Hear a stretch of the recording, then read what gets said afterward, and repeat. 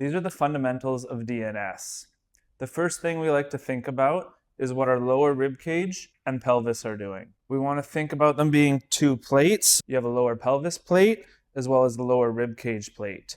We want these areas to be parallel to each other, so you can put one hand on your lower ribs, one hand on your pelvis, and you want to keep them together. From there, we want to breathe in, create pressure in our stomach in all 360 degrees. So through the front, back, and through the sides. Another principle we want to think about is deep neck cervical flexion. We'll tilt our head slightly back and our chin slightly down. We also want to think about what our shoulder blades are doing. So we want our shoulder blades to be down and wide, and our two scapula, our two shoulders, glued to our rib cage together. And lastly, we want to think about our ground contact points. With every movement we're doing, we want to push our ground contact points actively into the ground.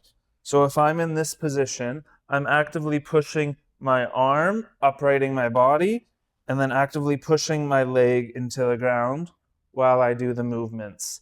Again, thinking about deep neck cervical flexion, thinking about how our lower ribs and pelvis are connected and creating intra-abdominal pressure as we push our contact points into the ground.